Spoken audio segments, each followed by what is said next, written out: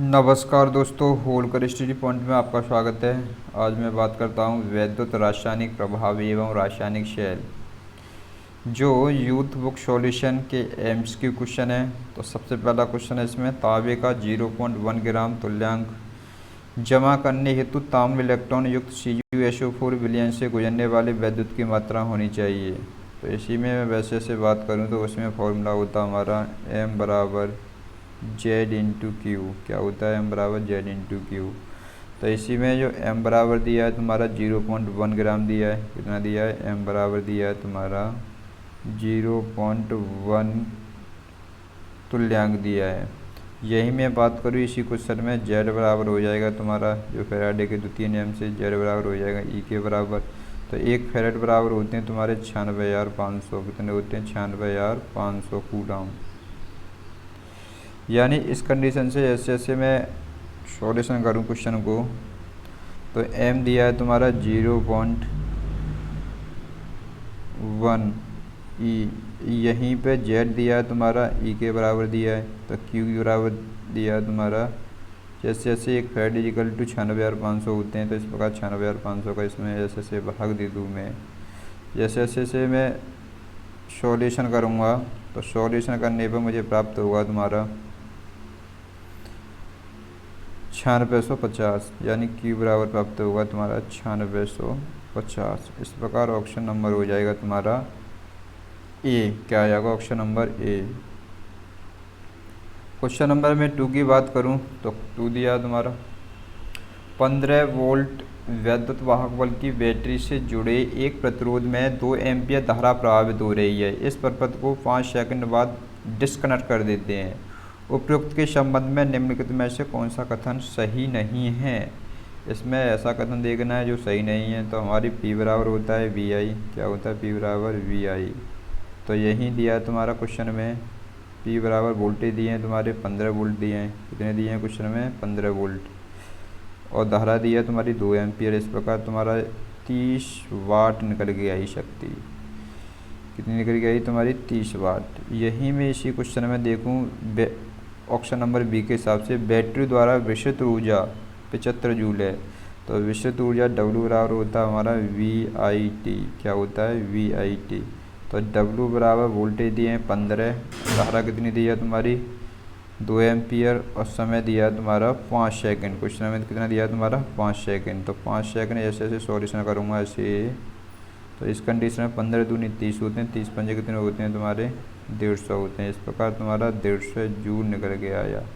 तो इसलिए यहाँ पर तुम्हारी बैटरी द्वारा विस्तृत ऊर्जा कितनी होगी तुम्हारी? 150 जूल। इसलिए ऑप्शन नंबर कौन सा गलत है इसमें?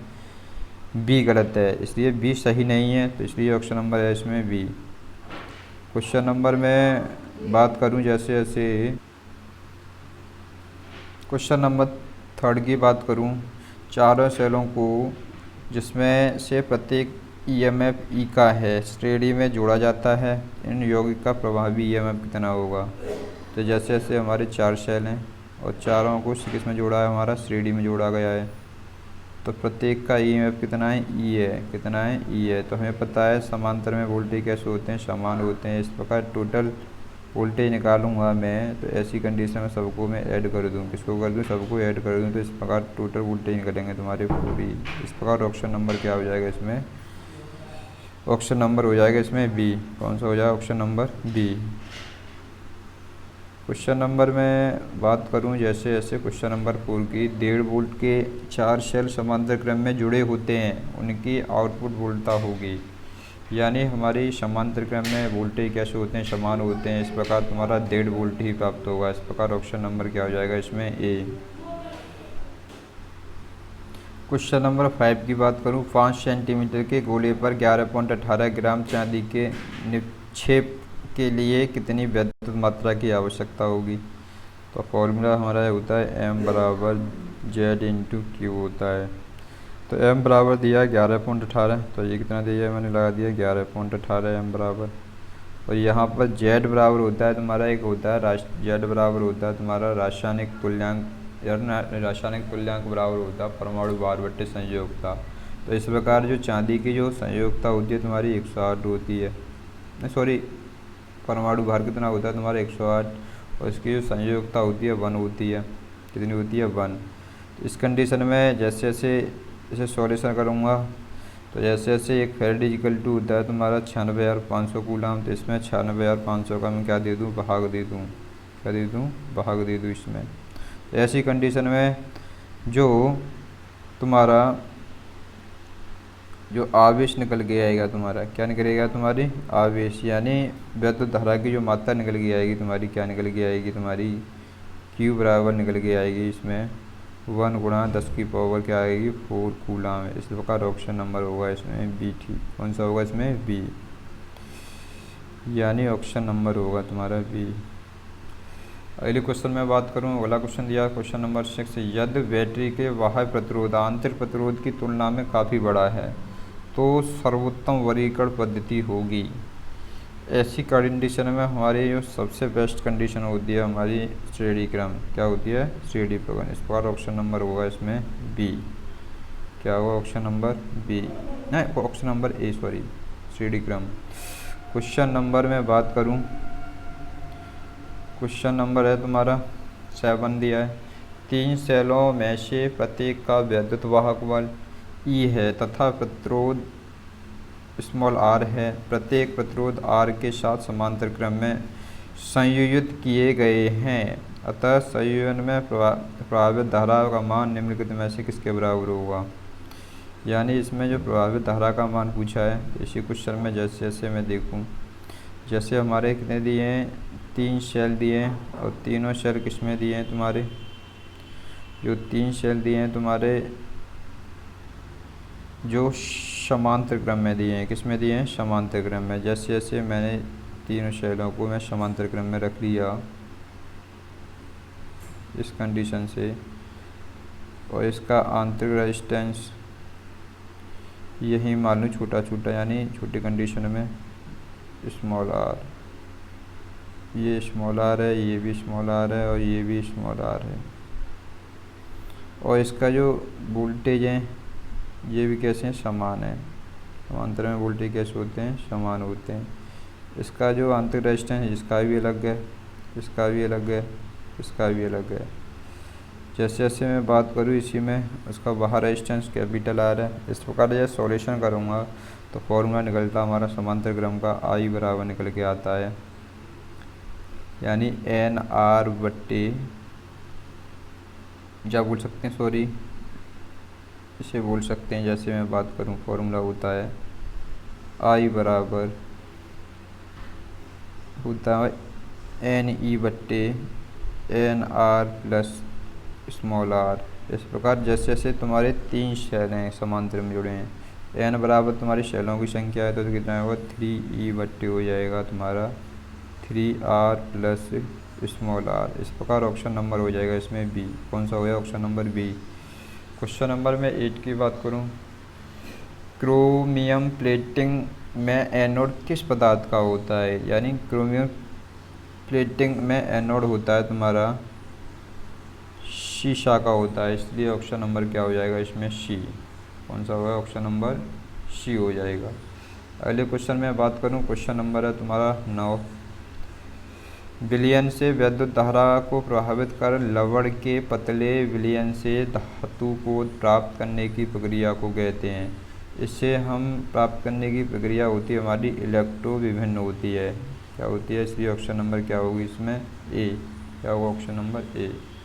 क्वेश्चन नंबर में बात करूं 10 की बात करूं, एल्यूमिनियम को आकर्षण बनाने हेतु प्लेटिनियम या बोल सकते हैं प्लेटिंग किया जाता है।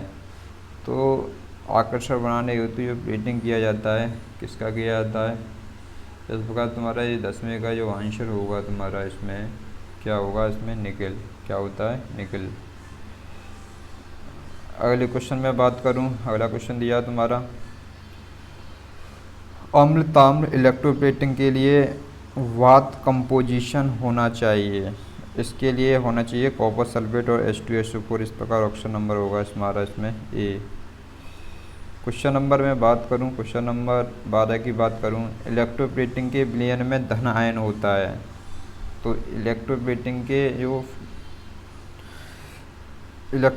के विलयन में धन आयन होता है वो क्या होता है, ऋणात्मक ढंग से आवेशित होता है, इसलिए ऑप्शन नंबर होगा इसमें तुम्हारा ए। क्या होगा ऑप्शन नंबर ए। और यही मैं बात करूं, क्वेश्चन नंबर 13 की बात करूं, लोड सेल है एक, यानी लोड सेल होता है तुम्हारा जो होता बोल सकते हैं इसे फोटोवोल्टाइक सेल बोल सकते हैं। क्या बोल सकते हैं, फोटोवोल्टाइक सेल। इस प्रकार ऑप्शन नंबर क्या हो जाएगा इसमें बी। यानी ये लोड सेल फोटोवोल्टाइक सेल है, यानी यह कैसा होता है तुम्हारा सेमीकंडक्टर होता है। कैसा होता है ये, सेमीकंडक्टर। और ये सेमीकंडक्टर पदार्थ का बना होता है जिसमें क्या होता है तुम्हारे सिलिकॉन का प्रयोग किया जाता है। किसका किया जाता है, तुम्हारा सिलिकॉन का प्रयोग किया जाता है। यह सौर सेल होता है और सौर ऊर्जा पर कार्य करता है। क्वेश्चन नंबर में बात करूं, क्वेश्चन नंबर 14 की बात करूं, सीसा अम्ल बैटरी की लाइफ हो सकती है, यानी सीसा अम्ल बैटरी की जो लाइफ होती है हमारी 2 से 5 वर्ष होती है, इसलिए ऑप्शन नंबर क्या हो जाएगा इसमें सी। क्वेश्चन नंबर में बात करूं, क्वेश्चन नंबर 15 की, संचयक बैटरी की क्षमता निम्नलिखित में से व्यक्त की जाती है, यानी संचयक बैटरी की जो क्षमता होती है ये किस पर डिपेंड करती है, ये क्या करती है तुम्हारी बैटरी कितने एम्पीयर घंटा की विद्युत धारा दे सकती है, इस पर ये डिपेंड करती है। अब मैं यही में बात करूं इसलिए इसमें ऑप्शन नंबर हो जाएगा इसमें डी। क्या हो जाएगा ऑप्शन नंबर डी। अब मैं बात करूं जैसे वाट घंटा दक्षता होती है बैटरी की, क्या होती है, एक वाट घंटा दक्षता, एक होती है तुम्हारी एम्पियर हावर दक्षता, या बोल सकते हैं इसे एम्पियर घंटा दक्षता। और जो तुम्हारी जो वाट घंटा दक्षता होती है तुम्हारी बैटरी की वो होती है तुम्हारी 85 से 95 बोल सकते हैं, या 85 से बोल सकते हैं 95%। सॉरी ये नहीं होती, इसमें जो होती है तुम्हारी एम्पियर घंटा दक्षता होती है तुम्हारी, होती है तुम्हारी 85 से 95%। और ये होती है तुम्हारी वाट घंटा दक्षता होती है, ये होती है तुम्हारी 70 से 80%। कितनी होती है तुम्हारी 70 से 80%। 70 से कितनी होती है 80% होती है।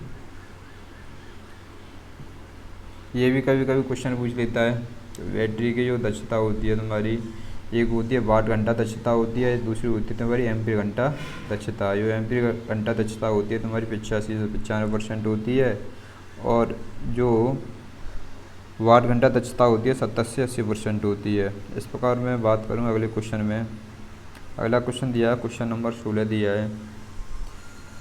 तो निम्नलिखित में से कौन सा कथन गलत है, 20 एम्पीयर घंटे वाली सीसा संचयक बैटरी सप्लाई कर सकती है। यानी हमें देखना है ऐसी कंडीशन में हमारी अभी मैंने बात की थी बैटरी की दक्षता के लिए, जो बैटरी की दक्षता किस में ली जाती है, एम्पीयर हावर में। किस में ली जाती है तुम्हारी, एम्पीयर हावर में ली जाती है। तो हमारा क्वेश्चन में दिया है 20 एम्पीयर घंटे वाली सीसा संचयक बैटरी सप्लाई कर सकती है, यानी ऐसी कंडीशन में जैसे जैसे 20 घंटे जो एम्पीयर हावर दक्षता की बात करूँ, इसी में क्या होता है तुम्हारे बैटरी की जो कैपेसिटी होती है, बैटरी की दक्षता बोल सकते हैं, क्या होती है तुम्हारी एम्पियर इंटू हावर में होती है। जैसे जैसे क्वेश्चन में ऑप्शन ए की मैं बात करूं तो ऑप्शन ए में दिया है 20 घंटा, यानी एम्पियर दिया है तुम्हारा 20 इंटू 20, दोनों का मैं गुणा कर दूँ कितना निकल के आएगा तुम्हारा 400। ऑप्शन में दिया है तुम्हारा 20 एम्पियर हावर दिया है, कितना दिया है 20। इस प्रकार ऑप्शन नंबर क्या है इसमें, ए कैसा है इसमें गलत है, ये क्या इसमें गलत है। यही मैं बात करूं question number option number B की बात करूं, 20 का गुणा मैं 1 में करता हूं तो कितना आ जाएगा तुम्हारा 20 एम्पियर आ जाएगा। ऐसे ही मैं ऑप्शन नंबर सी की बात करूं, 20 एम्पियर का 1 हावर में गुणा करता हूं तो ऐसी कंडीशन में भी कितना आएगा तुम्हारा 20 एम्पियर हावर। इस प्रकार तुम्हारा ऑप्शन नंबर क्या है गलत है इसमें ए। इस प्रकार ऑप्शन नंबर इसके हिसाब से क्या होगा, ए सही होगा। क्वेश्चन नंबर में बात करता हूँ, क्वेश्चन नंबर 17 की बात करता हूँ, ई वोल्ट ईएमएफ और आर ओम आंतरिक प्रतिरोध वाले एन सेलों को यदि समांतर क्रम में जोड़ा जाए, तब करंट की सामर्थ्य होगी आर, बाहर लोड प्रतिरोध दिया तुम्हारा। यानी इस कंडीशन में जैसे जैसे तुम्हारा दिया क्वेश्चन, जैसे कोई शेल है और इसका क्या तुम्हारा आंतरिक प्रतिरोध है, और आंतरिक प्रतिरोध के साथ साथ ये क्या तुम्हारा एक बाह्य प्रतिरोध दिया है। ये तुम्हारा जैसे समांतर में जैसे सेल जुड़े हुए हैं, किसमें तुम्हारे समांतर में जोड़ता हूँ मैं सेलों को। समांतर में जो वोल्टेज होते हैं कैसे होते हैं तुम्हारे समान होते हैं, ये इसमें भी तुम्हारे वोल्टेज समान, और रेजिस्टेंस कैसे होते हैं भिन्न भिन्न, जैसे इसमें R1 R2, और ये बाह्य प्रतिरोध दिया तुम्हारा कैपिटल R। जैसे जैसे मैं धारा I ज्ञात करूँगा, क्या करूँगा, धारा I ज्ञात करूँगा, तो I बराबर निकल के आएगा हमारा, जैसे तुम्हारे समांतर क्रम में बहुत सारे सेल लगे हुए हैं तो कितना हो जाएंगे तुम्हारे N सेल हो जाएंगे, N/4 फॉर्मूला निकल के आएगा तुम्हारा NR प्लस स्मॉल r, इस प्रकार निकल के आएगा तुम्हारा। ऑप्शन नंबर होगा इसमें जो दिया तुम्हारा, ऑप्शन नंबर होगा इसमें C। कौन सा होगा, ऑप्शन नंबर C। इसे सॉल्यूशन में करूँगा तो ऑप्शन नंबर C निकल के आएगा। क्वेश्चन नंबर में बात करता हूँ 18 की। कारों में निम्नलिखित एम्पीयर घंटा दक्षता की बैटरी का प्रयोग किया जाता है। यानी कारों में तुम्हारी जो बैटरी का प्रयोग किया जाता है 30 से 60 एम्पीयर हावर की बैटरी का प्रयोग किया जाता है, इसलिए ऑप्शन नंबर हो जाएगा इसमें बी। क्या हो जाएगा, ऑप्शन नंबर बी। यही मैं इसी क्वेश्चन में बात करूं जो अभी मैंने बताई थी, जो एम्पीयर हावर दक्षता होती है जो बैटरी की होती है तुम्हारी 80 से क्या बोल सकते हैं 85 से 95% होती है, और वाट घंटा दक्षता होती है तुम्हारी 70 से 80% होती है। ये भी तुम्हारे क्वेश्चन बनते हैं, जैसे एम्पीयर हावर और एक होती है वाट हावर दक्षता होती है बैटरी की। मैंने एम्पीयर हावर दक्षता होती है अधिक से अधिक होती है हमारी 85 से 95%, और जी कितनी होती है तुम्हारी 70 से 80%। अगले क्वेश्चन में बात करूं, अगला क्वेश्चन दिया है तुम्हारा, निम्नलिखित में या बोल सकते हैं निम्नलिखित प्रायोजन में सेल को श्रेणी में जोड़ा जाता है। यानी हमें जो सेल को श्रेणी में जोड़ा जाता है, तो क्यों जोड़ा जाता है, सेलों को श्रेणी क्रम में जोड़ा जाता है क्योंकि वोल्टेज बढ़ाने के लिए। यानी वोल्टेज कैसे होते हैं हमारे समांतर क्रम में भिन्न भिन्न होते हैं, कैसे होते हैं वोल्टेज भिन्न भिन्न होते हैं। यानी वोल्टेज को बढ़ाने के लिए हम किस में यूज करते हैं इसे, यानी वोल्टेज को क्या करते हैं आउटपुट बढ़ाने के लिए, हमें वोल्टेज का आउटपुट बढ़ाने के लिए हमें सीरीज में जोड़ना पड़ता है, इसलिए ऑप्शन नंबर क्या हो जाएगा इसमें ए। क्वेश्चन नंबर में बात करता हूँ, क्वेश्चन नंबर दिया है तुम्हारा 20। सौर सेलों में निम्नलिखित में से किस सामग्री का प्रयोग किया जाता है। यानी सौर सेल में जो सामग्री का यूज किया जाता है तुम्हारा, जो होता है तुम्हारा बोल सकते हैं इसे सिलिकॉन का प्रयोग किया जाए। जितने भी तुम्हारे जो सेमीकंडक्टर हैं तो सेमीकंडक्टर का प्रयोग किया जाता है सौर सेल के लिए, इसलिए ऑप्शन नंबर क्या हो जाएगा तुम्हारा ए हो जाएगा।